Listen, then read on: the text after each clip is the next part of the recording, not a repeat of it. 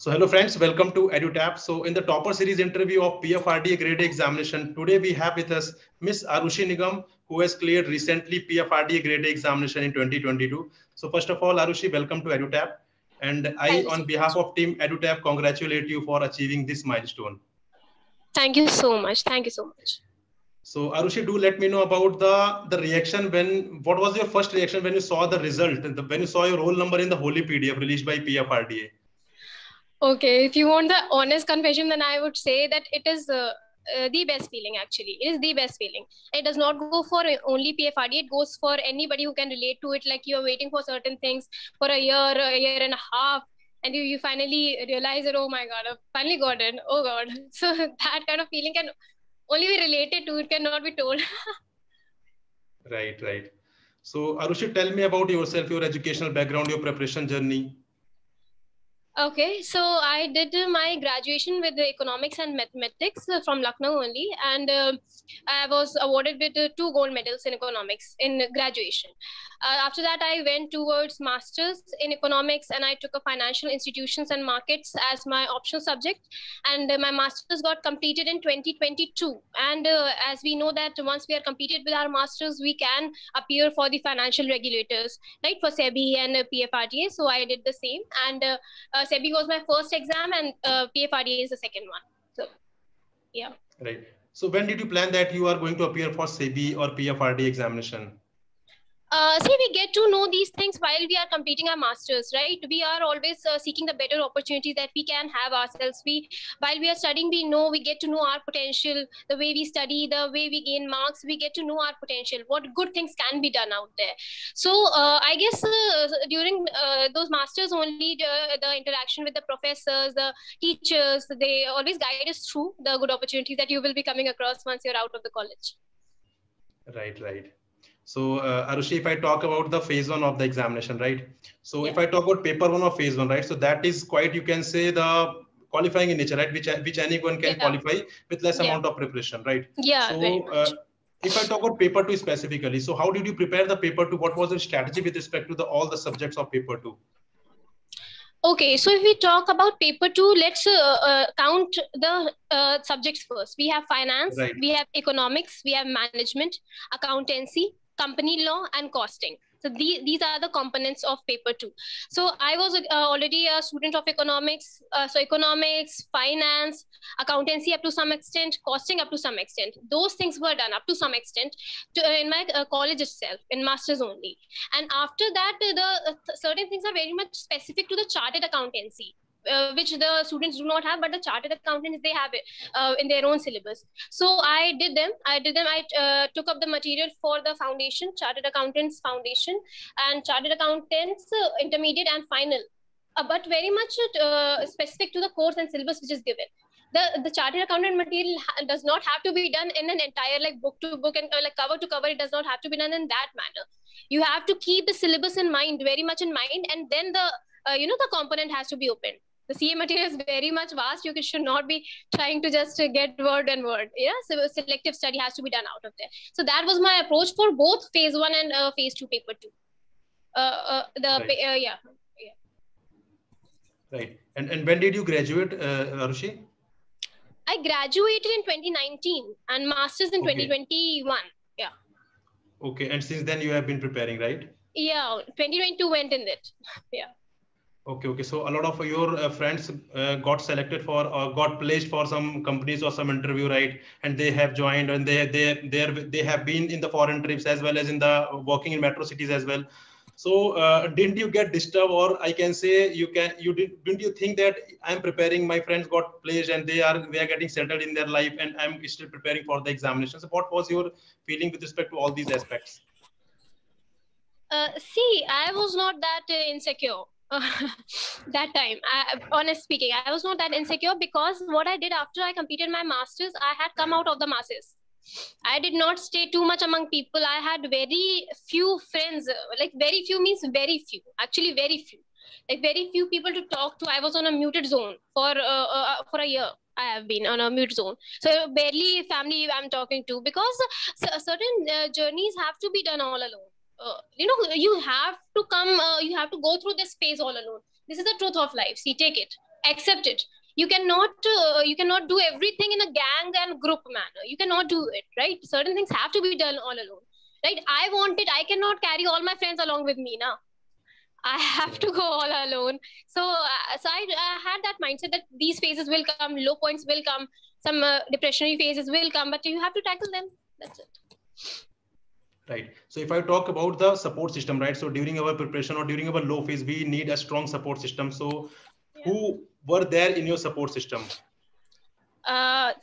It goes without saying, it is a family, obviously. My mother, my sister, my father, unfortunately he passed away during the times of pandemic, but I guess that he is the main source of all energy that I have today. He is the kind of daughters that he wanted to create. He was extremely passionate about them.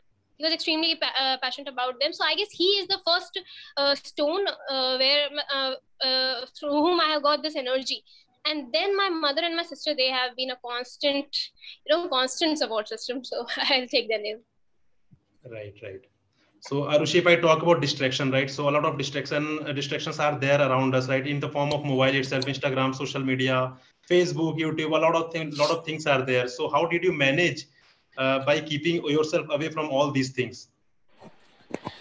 See, distractions, yeah, you can limit your followers for quite some time. Okay, and just stop using Facebook for quite some time. Or even if you're going for Instagram, just do not scroll it too much. Right? Just see a couple of things, because social media teaches us a lot as well. It is not a complete distraction. You have to be extremely selective about it, right? What do I want to see and what do I have not to see, right?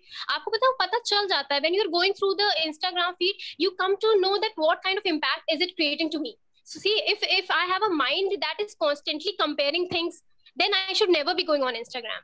Like if I'm going on Instagram and I'm constantly seeing people tripping, getting into relationships, getting married, getting babies, then it is not for me. It is not for me. Accept it. But if you have that kind of control on your mind, that I can control my mind, even if I'm watching people, I do not get impacted. I can have that sort of control in me. Then you can spend a few minutes like here and there. So yeah, it's cool. Yeah, but most of the times we know that this is wrong for me, right? But still हम उसको use करते रहते हैं. Like Instagram, you said we sit कि हम सिर्फ 5 minute देखेंगे, but 5 minute से कब 60 minutes हो जाते हैं, we do not know, right? तो इस चीज को आपने कैसे कंट्रोल किया? How did you know कि मुझे यहाँ पे रुकना है या मुझे इन चीजों को इतने limited use ही करना है, right? I'm talking about in this context. See, if I talk about my time from January 2022 to December 2022, I was least bothered what is happening around the world. I was least bothered. I did not want to know what my friends are doing, where they're going, how they're getting, getting into relationships and whatever they're doing. I was least bothered during those months. So that sort of created a disinterest. I did not want to open Instagram, too much, because I did not want to know what is going on in anybody else's life. And but if you are a person who, if you are trying to come to that phase where, trying to control, then please uninstall it. Please uninstall it. Simply uninstall. Just ask your family member not to let your phone have these apps. If you're trying to have that amount of self-control, you do not have it, you're trying to have it, then please take some proactive measures, take more active measures, right? Do not take it lightly. If you know that I am that kind of a person, if I open it, then I am scrolling it like for 2 hours, 3 hours, then take some proactive measures, uninstall it, and do not. And you can use it as a treat. Let's say if you are studying for a week, then I will open it. I'll open it for an hour. I'll see what is going on, and I'll enjoy myself on those apps. Okay, as a treat, as a reward after studying. You can use it that way. Don't just uninstall the app. That's the first thing you can do. Right. So that's a very good strategy, right? Okay, great. So Arushi, if I talk about paper 1 of phase 1 itself, so though it is a qualifying in nature, so but how did you prepare the quant, reasoning and English, and also the GA component? See, most of the students that are getting selected, they're either engineers, they're chartered accountants, they're good economics students, they're finance. So it is not a big rock. It is not that tackling mostly are from good educational backgrounds. So doing some basic English and basic maths and reasoning is not that complicated. It is not going to be a hurdle if you are serious about it, right? Good students are getting selected, so it is not going to be a very hard rock. So just to use YouTube videos if you're very low in it, if you're, let's say, very low in it. If you are a UPSC student, then you might have a paper CSAT and an MBA, then every exam has this component. I guess there might be no exam that misses out on this aspect. So you can get some basic on YouTube, on anywhere, just get some basic stuff. Many channels are, providing content on it. Right. So means you do not have any specific preparation with respect to the paper one, right? No, I didn't. Okay, got it. And if I talk about phase 2, right? So phase 2 is a very important component. You know very well that the marks of phase 2 are counted for the purpose of merit itself, right? So how did you prepare paper 1 and paper 2? So first of all, do let us know about the paper 1 strategy, the descriptive English. See, as far as paper 1 descriptive paper is concerned, the approach of people is highly casual. It is highly casual, I am telling you. See, what they do, that I'll just do this and I'll just write a couple of answers and then I'll go to the exam. You cannot do that. You cannot do that. You have to see how is the evaluation being done. How is the evaluation being done? Okay, so you have to keep certain things in mind, and the practice has to be a lot than people think. See, please take it like thousands of people are appearing for an exam, and there are limited positions available for any particular organization. Then you can just observe what would be the level of competition. You cannot take things very lightly, very casually. You have to get things properly practiced, properly evaluated through good faculty, through get it evaluated through selected candidates, through good friends who have good academic backgrounds. Just get to that zone of typing, of writing, of mind should have the ability to create content on an instant manner. Like if you have practiced 10 of the answers, that does not mean that you are going to see one in that question paper. You'll see an altogether different thing, right? You'll see a different thing there. You will not be seeing something that you have practiced before. So please come to that organic creating in your mind. I have to appear for it. So this has to be kept in mind. Like just practice a lot. Yeah, just write one paper every day. For like, if you get 30 days between the prelims and the mains part, then for 30 days just write every day. Write a good paper every day. Just get it evaluated and come to that level of the exam. Yeah, it's not going to be very simple. Right, means you had to spend good amount of time in the preparation of paper 1, right? Absolutely. In spite, I belong to ISC board. Many of the students who are appearing for the exam, they're UP board. They do not have too much of a grip on English, and they have not written. I belong to ISC board. I still have written one paper every day, and it's not a big deal. It is your dream job. You can do it. Come on, you can do it. Right. So basically, guys, those aspirants commit a lot of aspirants commit these kind of mistakes, that they do underestimate the paper 1, that is descriptive English, and they think that they can directly go to the examination hall and they can write it, right? But this is the biggest mistake, as Arushi is saying, that you have to keep in mind that this paper is equally important, and you have to devote a good amount of time in the preparation of this paper itself. So if I talk about paper 2, so though you have told about the strategy of paper 2, so did you do the integrated preparation for paper 2, or you have separately prepared for the phase 1 as well as phase 2? See, the preparation is integrated. If you're very well preparing for phase 2 paper 2, then you are automatically getting prepared for phase 1. Okay, so just follow certain approach. Okay, first of all, the approach has to be highly cognitive. Like you have to use your mind to the fullest while you are reading it. What happens that people read cover to cover. They want to read every single thing. They don't have to see the previous year questions. They do not have to use their minds whether this can be asked or not. They do not do the complete analysis, right? They just begin from first word and they just end it on the last one. So this does not have to be done, right? Use your mind to the fullest. Do a proper segregation of important stuff, non-important stuff, because while you are studying from chartered accountants material, it is actually meant for chartered accountants. It is not meant for financial regulators, right? We are using a source. We are using the source as our source. So use the strategy, use your mind to segregate things, right? This is something that can be asked. This is something that cannot be asked. This is for them. Right, so proper use your mind, do a previous year analysis.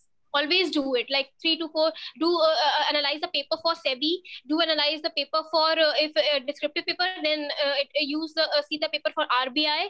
See the paper of PFRDA. See all the papers and see what approach can regulators go through. What can be the possible questions that they can create, right? This will work for you. Right. So Arushi, if I talk about the mock test, right, the importance of mock test for paper 1 as well as paper 2. Yeah. So have you attempted any mock test for phase 2 preparation? I had done like many mocks during SEBI and none in the PFRDA. So, okay. And that was one of the biggest mistakes that I did. I would like to highlight on this, that do not do too many mocks. Please don't do too many mocks. While SEBI, I was one of the youngest candidates for appearing for the exam. Even during the time of interview, my final mark sheet was not even out. You know, the highly enthusiastic one appearing. So I was that kind of candidate. What happened that I appeared for every single mock that came my way. And what happens that every company does not have the idea how the regulators are making the papers. Right. There are many, you will get n number of, sellers in the markets, take our mock, but you do not have to go because it will create a lot of disturbance. You will not be able to, compare. Please take a couple of mocks, right? Please take a couple of mocks of the companies that are focusing on the regulators. You know, that for not of we are providing for IIT, for medical and everything. Please stay limited to your domain.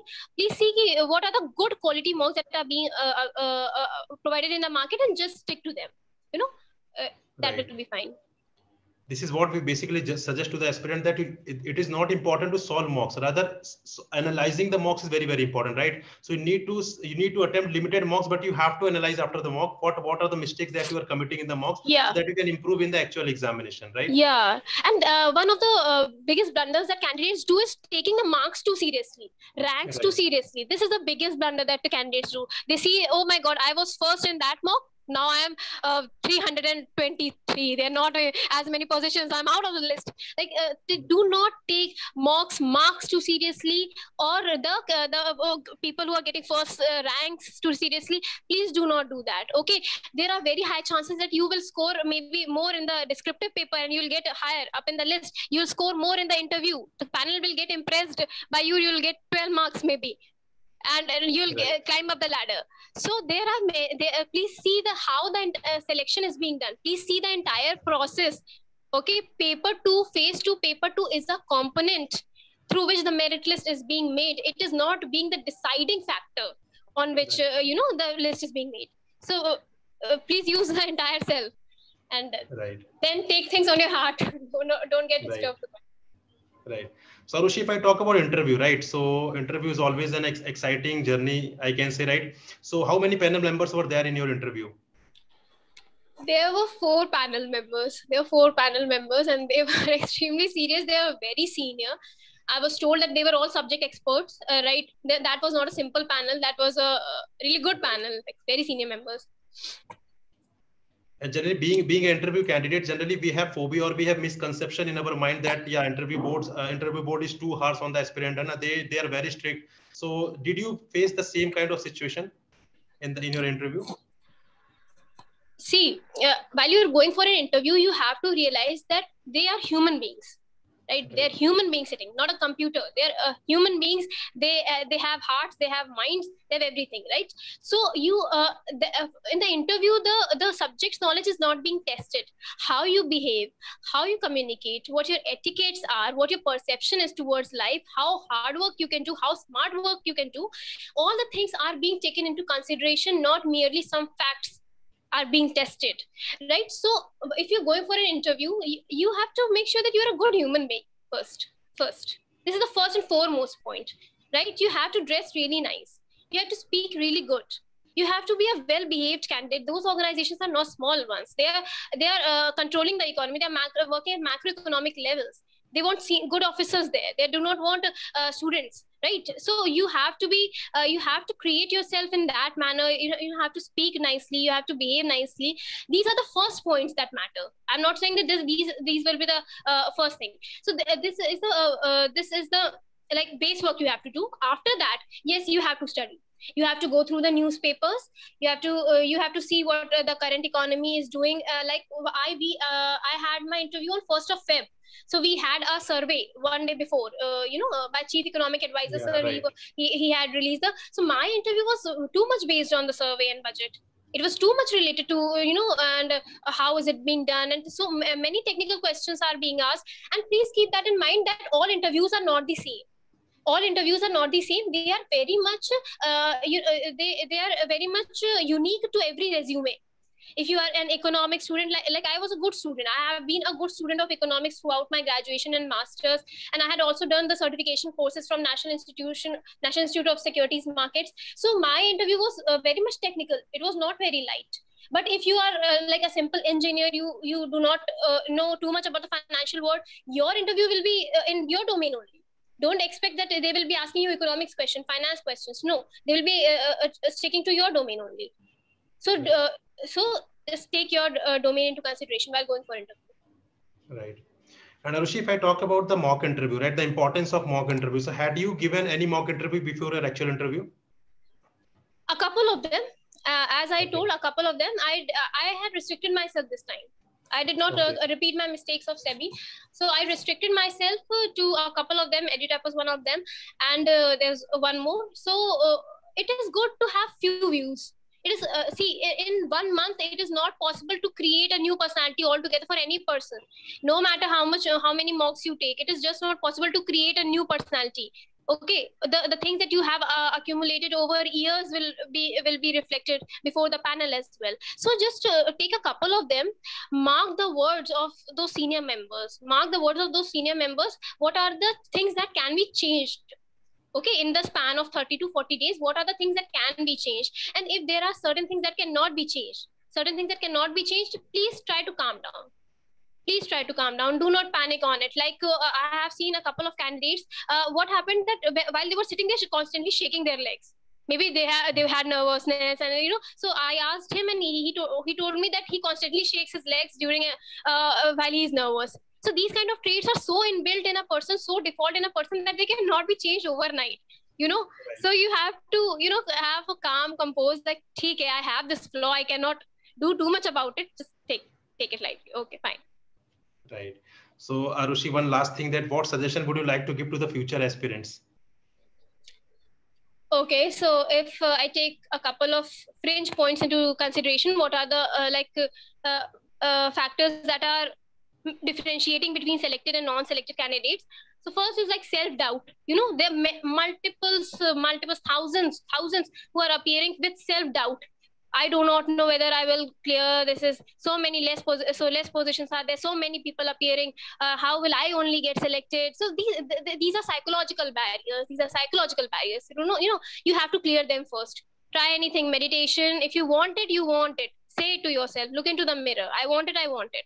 Okay, no matter how difficult it's going to be and how harsh it's going to be. So this is the first point. And second point, most important, please realize it, whichever good examination it is, so the selection rate is always very less. It is 1%, 2%, 3%. So masses are failing. You cannot sit with masses for too long and discuss about the failures.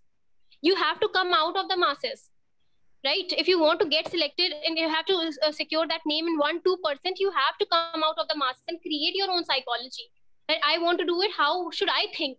I do not want to think in that manner. I have to think in a different manner. Right? So please come out of the mass mentality. These are the one or the two major points, that have to be taken into consideration. Yeah. Right. So thank you very much, Arushi, for giving basically telling the aspirants that your strategy, and you have given such an insightful information which can be helpful for the future aspirants as well, right? So thank you very much for giving your precious time to EduTap and sharing your strategy. And I, on behalf of EduTap, congratulate you once again for achieving this milestone. So all the very best for your future. Thank you so much. Thank you so much. Okay. Yeah. Okay. Thank you very much.